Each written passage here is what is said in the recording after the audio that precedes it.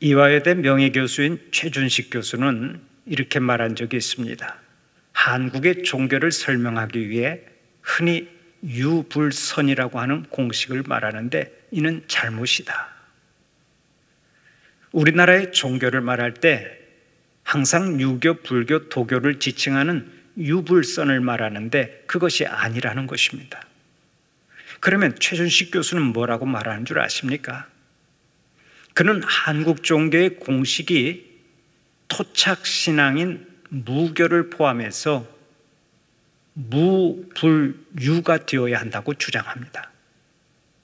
여기서 말하는 무는 무교를 뜻하는데 샤머니즘을 말하는 것입니다. 한국의 종교는 샤머니즘, 무교와 불교와 유교가 깊은 영향을 주고 있다는 것입니다. 실제로 고대 한국인들이 신봉했던 종교는 샤머니즘, 즉 무교였습니다. 그 예로 단군 왕검은 샤머니즘적 사제를 겸한 정치 수장이었고, 신라 초기 임금을 뜻하는 차차옹은 신라 말로 무당을 뜻했습니다. 그 후 불교와 유교가 유입되면서 세력은 점차 줄었지만 무교는 오늘날까지 계속 이어지고 있습니다. 그 결과 각 지역의 마을 굿이나 풍어제 같은 무교 행사는 이제 국가 무형문화재가 되기에 이르렀습니다. 무교는 지금도 우리의 삶 근저에 뿌리를 깊이 내리고 알게 모르게 큰 영향력을 끼치고 있습니다. 그 증거가 있습니다. 현재 우리나라에 등록된 무속인 수는 약 20만 명쯤 됩니다. 회원으로 등록하지 않은 무속인까지 합치면 30만 명 정도가 활동 중인 것으로 알려져 있습니다. 많게는 40만 명까지도 보는데요.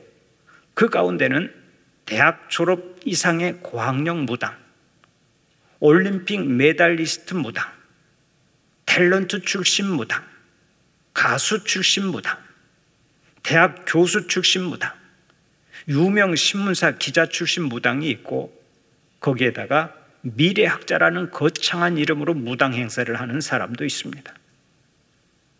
그러면 우리나라의 무속 종교인은 얼마나 되는 줄 아십니까? 무당 한 사람의 고객이, 점쟁이 한 사람의 고객이 20명쯤 된다고 가정해도 우리나라의 무속 신앙인의 숫자는 약 600만 명쯤 된다고 추정할 수 있습니다. 무속 신앙인의 숫자가 굉장히 많은 것입니다. 그런데 우리가 한 가지 알아야 할 것이 있습니다. 우리가 무속 신앙인은 아니라고 할지라도 무속 신앙이 한국 사람들에게는 엄청난 영향력을 끼치고 있다는 점이 그것입니다.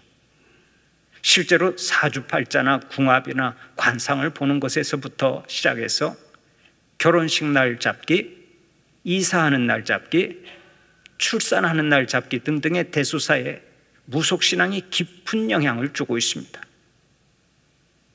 그런데 보다 심각한 문제는 이러한 무속신앙이 성도들의 삶에까지 깊이 침투해 있다는 것입니다. 수년 전에 발표한 한국갤럽조사연구소의 자료에 의하면 돈을 내고 점을 쳐본 경험이 있는 사람이 우리나라 인구의 38%나 되는데 그 가운데 30%가 기독교인이라고 말합니다. 여러분 정말 놀랍지 않습니까? 기독교인 중에서 점을 쳐본 사람이 이렇게 많습니다.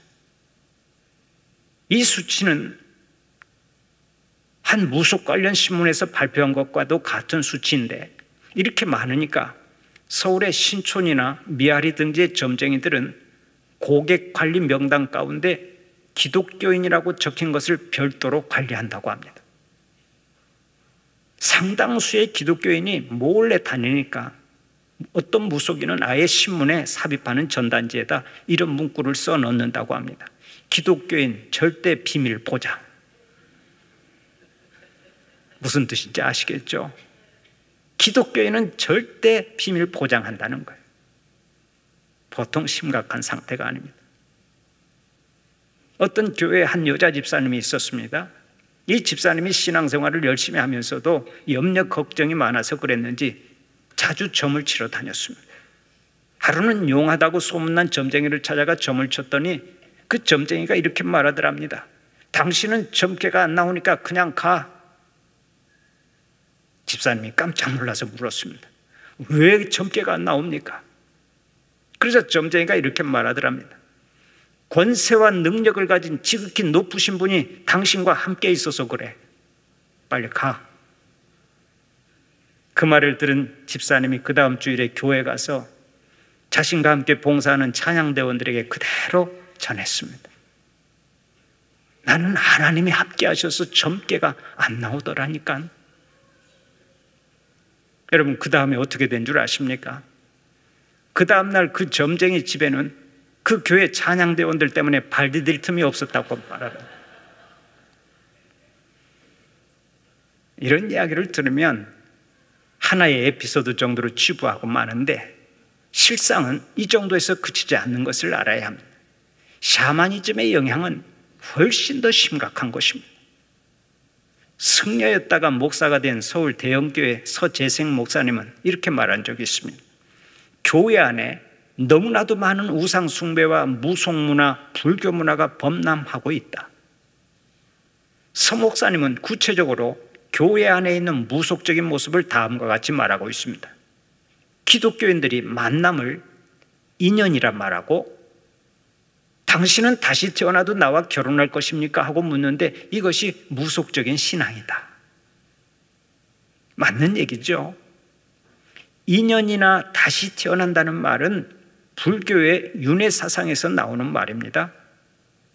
우리도 모르게 우리는 전생을 말하고 다음 생을 말하고 살아갑니다. 또 교회 권사님과 집사님이 젊은이들을 서로 소개해 주면서 말띠와 쥐띠는 서로 맞지 않는다고 말을 하는데 이것도 무속적인 생각이라고 지적을 합니다. 그런가 하면 젊은 교인에게 올해는 말띠 해니까 애를 낳지 말아라 하고 말하는 권사님이 있습니다. 그런데 이건 역시 무속적인 생각에서 나온 이야기라는 것입니다. 또 결혼식의 패백 역시 마찬가지입니다. 신부의 치마폭에 밤과 대추를 던지면서 다산과 풍요를 기원하는데 이것도 무속신앙이라는 얘기입니다. 이처럼 수천 년을 이어온 무속신앙이 우리 교회에도 기독교 신앙인 것처럼 딱 버티고 있으니 우리의 생각과 삶에서 무속신앙을 몰아내는 것이 얼마나 중요한 일인지 모릅니다. 오늘의 본문은 무속적인 신앙과 바른 신앙이 어떻게 다른지를 잘 보여주고 있는데 이 말씀을 통해서 은혜를 나누고자 합니다. 빌립이 사마리아에 내려가서 복음을 전할 때 시몬이라고 하는 마술사가 있었습니다. 그런데 그의 마술이 사람들을 놀라게 했습니다. 그가 행하는 마술이 얼마나 놀라웠던지 낮은 사람들부터 높은 사람들까지 다 청종했습니다. 그러자 시몬이 그 기세를 몰아 자칭 큰 자라고 말하고 사마리아 성에서 군중 노릇을 했습니다. 그러면 시몬이 행했던 마술이라고 하는 것이 무엇입니까? 마술에 대한 사전적 의미는 이렇습니다. 사람의 마음을 현혹하는 술법 또는 여러 가지 도구나 손재주로 사람의 눈을 속이는 술법. 브리테니카 사전에서는 마술에 대해서 이렇게 정의하고 있습니다. 인간의 영역을 초월하는 외부의 신비로운 힘에 접근함으로써 인간이나 자연현상에 영향을 미칠 수 있다고 믿어지는 의식이나 행동. 여기에는 마술에 대한 두 가지의 주장이 담겨 있죠. 하나는 마술을 교묘한 조작으로 보는 것입니다. 그래서 마술사나 요술사를 가리켜서 눈속임을 위해 사람들의 심리와 손재주를 교묘하게 결합시키는 배우라고 말합니다. 한마디로 말해서 마술은 쇼라는 것입니다. 또 다른 주장은 인류학자나 종교 역사가들의 주장인데 이들은 마술을 종교와 깊은 연관이 있는 것으로 보고 외부의 신비로운 힘이 인간 존재에 미치는 영향력이라고 주장합니다. 결론적으로 마술이 무엇입니까?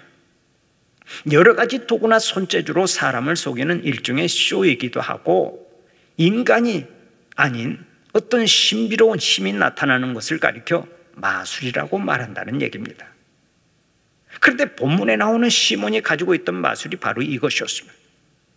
그의 마술은 눈속임뿐만이 아니었습니다.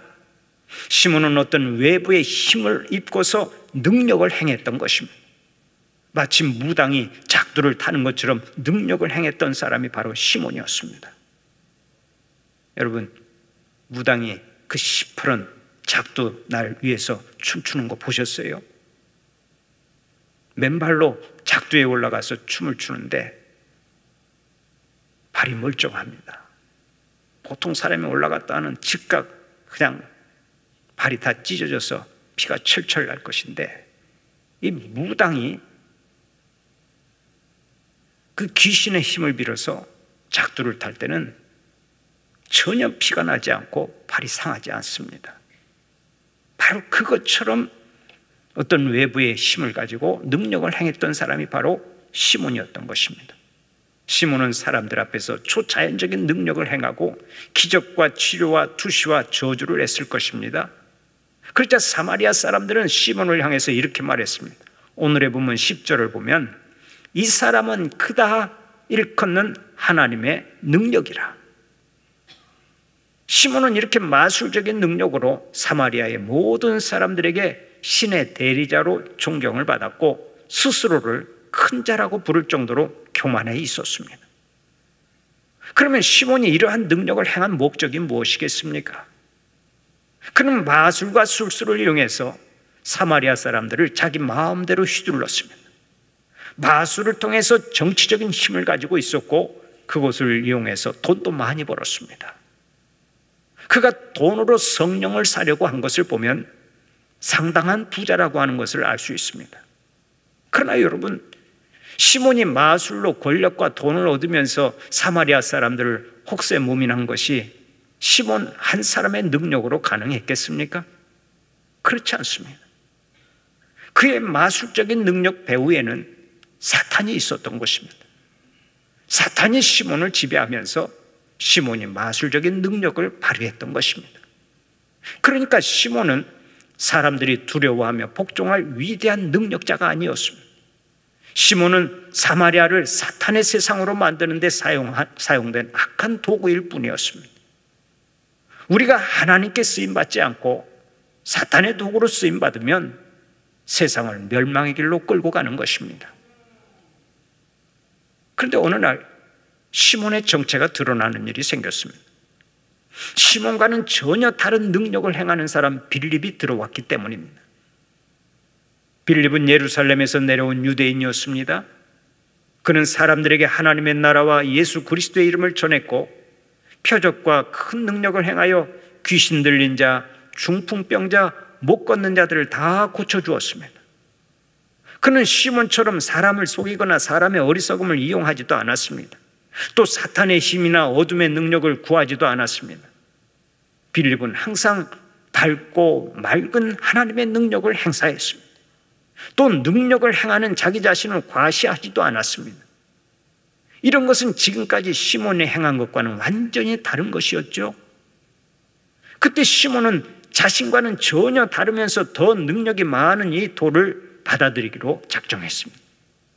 그러나 시몬이 예수를 믿겠다고 한 것은 다른 사람들이 자신의 마술에 두려움으로 복종한 것처럼 그 역시 자기보다 능력이 있는 예수라는 분에게 복종한 것일 뿐이었습니다. 마치 주먹 세계에서 힘 있는 자에게 약한 자가 굴복하듯이 시몬은 자기보다 더 능력이 있고 신비한 힘을 가진 자에게 굴복한 것입니다. 그렇기 때문에 시몬이 비록 빌립을 전심으로 따라다녔지만 그의 신앙이 바른 신앙이 될 수 없었던 것은 당연한 일이었습니다. 그런데 문제는 기독교 신앙을 이런 것과 혼동하는 사람들이 아직도 있다는 것입니다. 그런 혼동에 빠진 사람들의 특징이 무엇입니까? 그들은 신비한 능력과 표적에만 관심이 많습니다. 교회 다니는 이유도 오직 미래의 불안과 두려움을 해소하기 위해서 다닙니다. 교회를 하나의 보험처럼 생각하고 다니는 것입니다. 어렴풋이 신이 있는 것 같기도 하고, 그래서 믿지 않았다가는 혼이 날 것 같아서 교회를 다니기도 합니다. 그러나 여러분, 이런 신앙은 바른 신앙이 아니죠. 참된 신앙인은 항상 이렇게 생각하며 살아갑니다. 하나님의 나라가 이 땅에 임하도록 하기 위해서 내가 어떻게 헌신할까? 빌립처럼 받은 은혜가 커서 항상 하나님의 나라를 위해 헌신하는 데 삶 전체를 바치고자 하는 것입니다. 그렇다면 오늘 여기 계신 여러분의 현주소는 어디입니까? 이사야 55장 7절을 보면 오늘 또 이렇게 말씀합니다. 악인은 그의 길을, 불의한 자는 그의 생각을 버리고 여호와께로 돌아오라. 또 마가복음 8장 34절을 통해 주님께서 친히 말씀하십니다. 누구든지 나를 따라오려거든 자기를 부인하고 자기 십자가를 지고 나를 따를 것이니라. 우리의 잘못된 생각과 불의는 다 버리고 오직 주님의 뒤만 따라오라는 것입니다. 나를 부인하고 오직 주님께서 주신 십자가를 지고 사명을 감당하라는 말씀입니다. 그러나 시몬은 자신의 생각을 버리지 않았지요. 자기를 위하는 마음, 자기를 주장하는 마음, 이 땅의 이익을 추구하는 마음을 버리지를 않았습니다. 그런 상황에서 예수를 믿으니까 예수님이 육신의 유익을 위한 하나의 도구밖에 되지 않았던 것입니다. 그렇다면 오늘 여러분은 어떻습니까? 뿌리 깊이 박혀있는 여러분의 욕심을 전부 다 내려놓고 오직 예수로 충만하여 살아가십니까? 사랑하는 우리 성도들은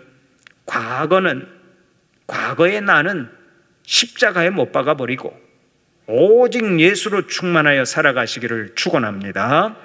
성령 충만, 말씀 충만하여서 범사에 승리하고 하나님의 영광을 높이 드러내는 주님의 자녀들이 되시기를 축원합니다. 예루살렘 교회에 남아있던 사도들은 빌립이 전도에서 많은 사마리아 사람들이 예수를 믿었다는 놀라운 소식을 들었습니다. 이것이 그 당시에 예루살렘 교회에는 놀라운 소식이 아닐 수 없었습니다. 왜 그런 줄 아십니까? 유대와 사마리아는 아주 가까운 곳이지만 그 사이에는 엄청난 장벽이 있었기 때문입니다. 그 당시만 해도 유대인들은 사마리아 사람들이 혼혈족이라고 해서 아예 사람 취급을 하지 않았습니다. 지나다니는 개 취급을 했습니다. 상종을 하지를 않았어요. 그런데 그쪽 사마리아 지역에 복음이 들어갔고 사마리아 사람들도 예수님을 믿게 되었다는 소식이 들려오니까 얼마나 놀랐겠습니까? 그 소식을 들은 예루살렘 교회는 가만히 있지 못했습니다. 즉각 베드로와 요한을 사마리아로 파견했습니다. 그런데 오늘의 본문에서 놓치지 말아야 할 것이 있습니다. 그것이 뭔지 아십니까? 사마리아 사람들이 예수를 믿기는 했지만 아직 성령께서 임하시지 않았다는 점이 그것입니다. 성경 전체를 볼 때는 신자가 예수를 믿는 그 순간에 성령님께서 임하신다는 것이 맞습니다. 그러나 초대교회에서는 몇몇 예외적인 경우들이 있었는데 바로 사마리아가 그 경우에 해당됩니다. 사마리아 교회에 아직 성령이 임하시지 않았을 때 예루살렘 교회는 베드로와 요한 두 사도를 사마리아 지역에 파송했습니다. 그들이 가서 기도하자 성령이 임하셨고 사마리아 교회도 자신들이 예루살렘 교회와 동일한 주님의 교회라고 하는 것을 알게 되었습니다. 또 성령으로 충만하니까 신앙생활이 즐겁다는 것을 알게 되었고 세상에 나가서 복음을 널리 전파하는 자들이 되었습니다. 얼마나 감사한 일입니까? 시몬은 사도들 곁에서 이 모든 것을 지켜보았습니다. 그 중에서도 사도들이 안수할 때 성령이 임하시는 것을 본 시몬은 깜짝 놀랐습니다. 어떻게 이런 일이 있을 수 있는가? 자기가 마술을 하는 사람이지만 어떻게 이런 일이 있을 수 있는가 하고 깜짝 놀랐습니다. 다른 사람에게 능력을 주는 이 신기한 기술이야말로 진정으로 자신이 추구하던 것이었기 때문입니다. 그때 감동을 받은 시몬이 어떻게 했습니까? 오늘의 본문 18절 19절 말씀을 함께 읽어보면서 그것을 확인해 볼까요? 18절 19절 말씀 함께 봉독합니다. 시몬이 사도들의 안수로 성령 받는 것을 보고 돈을 들여 이르되 이 권능을 내게도 주어 누구든지 내가 안수하는 사람은 성령을 받게 하여 주소서 하니. 마술사 시몬은 정말 무지하고 웃기는 사람입니다. 오랫동안 마술을 하며 사람을 속여온 자이기 때문에 빌립이 행하는 능력을 자기도 받아서 전보다 더 인기 있는 사람이 되고자 했던 거지요. 그래서 돈을 주고 그 능력을 사려고 했습니다. 이 사람은 돈이면 무엇이든지 다 할 수 있다고 생각한 것입니다. 얼마나 무지한 사람입니까? 하나님을 믿어도 영적으로 무지하면 세상 사람과 전혀 다를 바가 없습니다. 하나님의 일은 하나님의 방법으로 해야 합니다.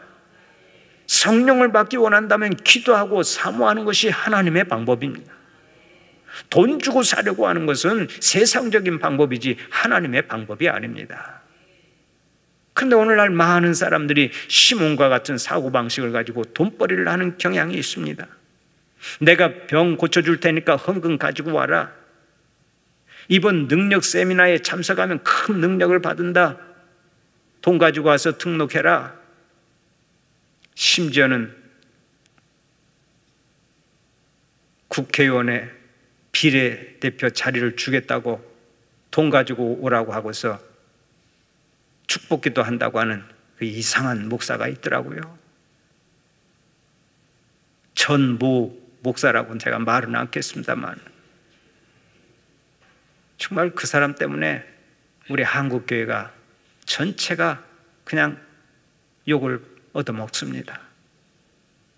하나님의 영광을 가리고 한국교회가 전체적으로 큰 피해를 보고 있어요. 돈 받고 성령을 주겠다고 그렇게 거짓말을 하는 그런 사람들이 어떻게 목사라고 할 수 있습니까? 시몬과 같은 사고방식을 가지고 돈벌이를 하는 사람들이 생각보다 많습니다. 여러분, 그런 사람들에게 유혹당하는 일이 없기를 바랍니다. 성령의 이름으로 돈벌이를 하고 있는데 그런 사람들은 마지막에 반드시 망합니다. 조심해야 돼요. 성령의 이름으로 돈벌이를 해서는 안 됩니다. 성령의 이름으로 인기를 얻어도 안 되고 성령의 이름으로 사욕을 채워서도 안 됩니다. 성령님이 절대로 수단화되어서는 안 됩니다. 하나님이나 성령님이나 그리스도는 우리의 예배의 대상이지 개인적인 축복의 수단이 아닙니다. 그러나 너무도 많은 사람들이 성령님을 자신의 성취를 위한 도구로 이용하려고 합니다. 그것이 사탄의 속임수인 줄도 모르고 그 길을 가는 거예요. 얼마나 위험하고 한심한 신앙입니까? 베드로가 시몬의 형편없는 신앙을 보고 20절을 통해 이렇게 말합니다. 네가 하나님의 선물을 돈 주고 살 줄로 생각하였으니 내 은과 내가 함께 망할지어다. 그리고 22절에서는 이렇게 말합니다. 너의 이 악함을 회개하고 주께 기도하라. 그때 시몬이 24절에서 이렇게 응답하죠. 나를 위하여 주께 기도하여 말한 것이 하나도 내게 임하지 않게 하소서. 무섭기는 무서웠던 모양이에요. 네가 돈과 함께 망할지어다 하니까 이 시몬이 정신이 번쩍 들었습니다. 그래서 그렇게 기도한 것이 나한테 하나도 임하지 않게 해주십시오 하고 덥석 엎드려서 회개하겠다고 자세를 낮췄습니다. 어떤 면에서 시몬은 참 순진하다고 할 수가 있습니다. 그런 면에서 그런 순진함은 또 우리가 배워야 돼요. 구차하게 변명을 하고 또 다른 계략을 세울 것이 아니라 잘못되었으면 즉각 잘못했습니다, 정신 차리겠습니다 하고 달라져야 합니다. 여러분에게 항상 어린아이와 같은 순진함이 있기를 바랍니다. 순수한 신앙이 있기를 바랍니다. 그 순수한 신앙을 보고 하나님께서 복을 내려주시고 은혜를 베풀어 주시는 거예요. 우리가 신앙생활을 하되 능력 있게 하고 복음의 증거자가 되기 위해서는 먼저 성령의 부음을 받아야 합니다. 성령의 기름 부음을 받아야 돼요. 내가 드러나지 않고 오직 주님만을 높여드려야 합니다. 하나님의 영광을 위해서 순수하게 삶 전체를 바쳐야 합니다. 이 놀라운 복이 일평생 여러분을 떠나지 않기를 간절히 축원합니다.